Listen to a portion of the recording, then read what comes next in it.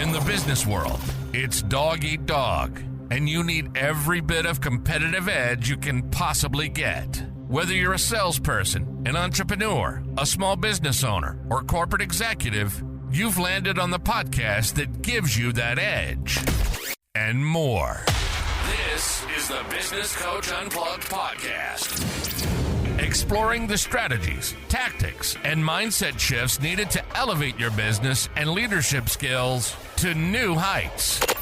Your host has walked the walk. He's coached thousands of clients to remarkable results and rubbed shoulders with legends like Tony Robbins, Ken Blanchard, Jack Canfield, and Brian Tracy. It's practical advice, inspiring stories, and the occasional dose of tough love, helping you to overcome challenges and seize opportunities. This is the Business Coach Unplugged Podcast. And now your host, owner of Potential in Motion, coaching you to the edge of what's possible, Tom Kelly. Welcome to the Business Coach Unplugged Podcast. I'm your host, Tom Kelly. Today I'd like to explore a topic that comes up regularly with my clients, and that's their manager. More often than not, this comes up with my clients when their manager is ineffective, or in extreme cases, just plain bad at what they do. In my experience, 85% of someone's happiness at work is based on the relationship they have with their manager. So this can become a major issue when someone has a manager that's less than effective. In fact, having a bad manager can become a major source of stress and is often the reason people end up quitting their jobs and leaving their companies. This issue can also lead to overall poor engagement scores and a major cause of high staff turnover. Just to showcase how this can become a huge problem, I'd like to highlight the situation that one of my clients finds herself in.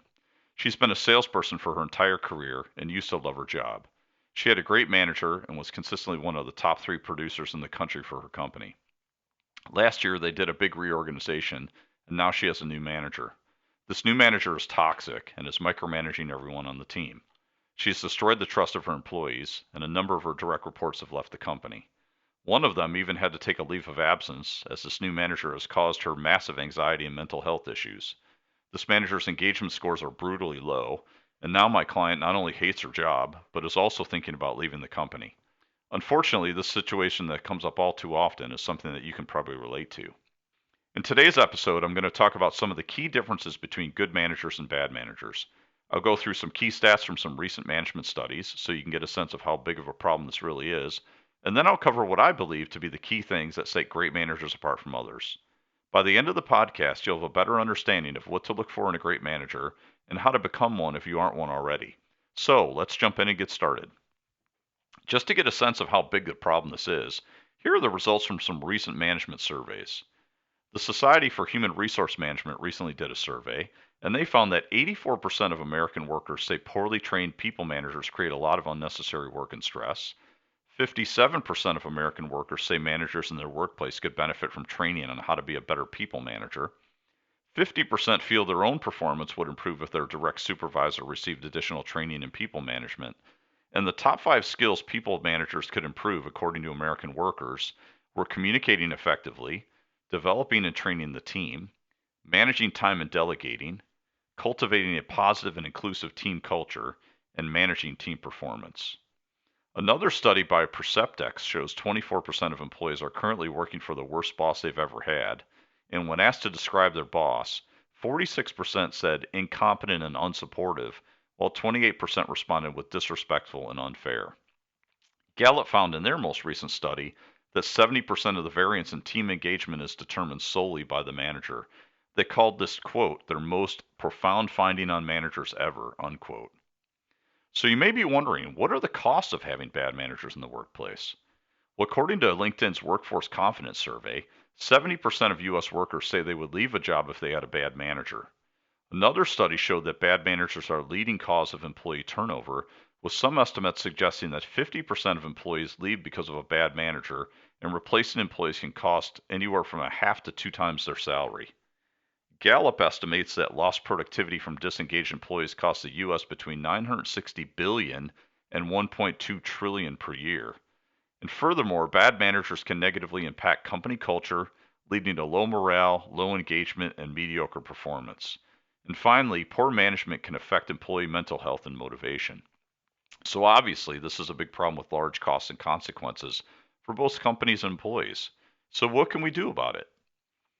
While the solution to this problem is probably much larger than I can cover in the short podcast, in my experience, there are 4 key things that differentiate great managers from managers that are, well, not so great. Well, first of all, great managers have great people skills. As I mentioned before, 85% of your happiness at work depends on the relationship you have with your manager. Great managers have excellent soft skills. They know how to communicate and influence others, are great listeners, and they have empathy. They have high emotional intelligence and are able to move beyond just being a transactional leader. They know how to build trust and also have great listening skills.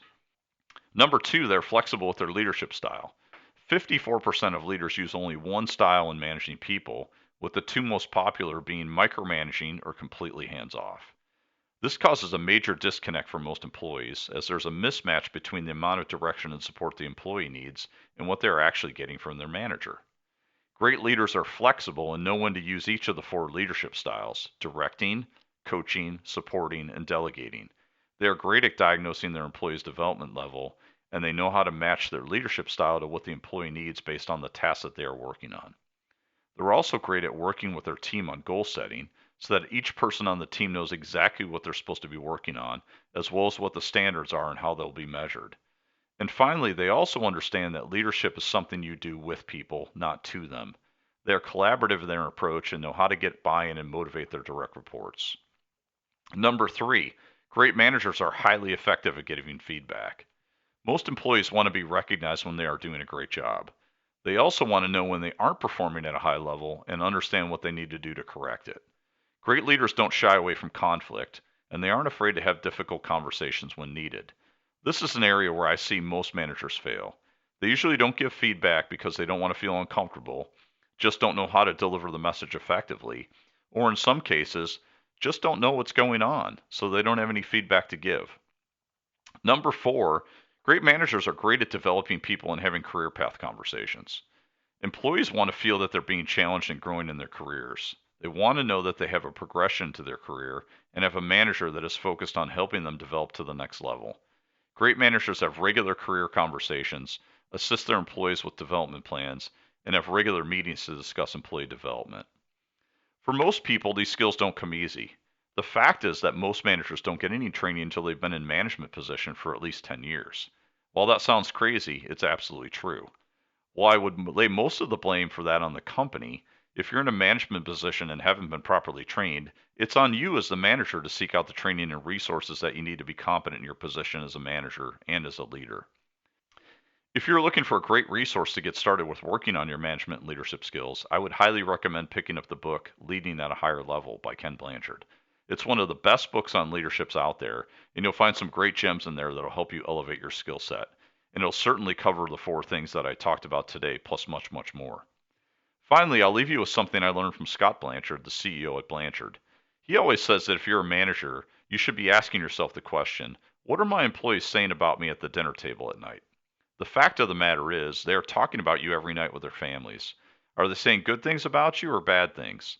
The answer to that question will really help you understand if you're a good manager or if you're a bad one. So just to recap, there are 4 key things that great leaders leverage and do that poor ones don't. Number 1, great leaders have great people skills. They know how to motivate people and connect with people. They have empathy and they have high emotional intelligence. Number 2, they're flexible with their leadership style. They match their style to the needs of their employees and are flexible in their approach to make sure they're getting the most out of people. They're great at giving feedback. They don't shy away from conflict. They're not afraid to deliver a difficult message. They know how to recognize people, and they know exactly what they need to do to help people get back on track and improve their performance. And finally, they know how to develop their employees. They're not afraid to have career development conversations, and they're doing those things on a regular basis so that our employees feel challenged and they feel like they're growing and moving to the next level. So that wraps up today's podcast on the key differences between great managers and ones that are, well, not so great. If you found today's episode useful, you can also access a number of free resources that will help you improve your business as well as your leadership on my website at www.businesscoachchicago.com. Also, feel free to reach out to me on LinkedIn, as I would love to connect with you. Thanks for listening. If you enjoyed the podcast, please click the subscribe button, leave a review, and of course, invite your friends to listen in as well. I'm Tom Kelly, and until next time, enjoy your week. You've been listening to the Business Coach Unplugged Podcast. On this highly useful podcast for people in the business world, you get the absolute top-notch info from an absolute pro on how to elevate your business and your leadership skills. Tom Kelly owns Potential in Motion, coaching you to the edge of what's possible. He's also a professional speaker and leadership trainer. He's worked with some of the biggest names in the coaching business: Tony Robbins, Ken Blanchard, Jack Canfield, Brian Tracy. To sign up for a complimentary coaching session and to access some great free resources, hit the website at businesscoachchicago.com. Your success is not just a possibility, it's a certainty. See you next time on the Business Coach Unplugged Podcast.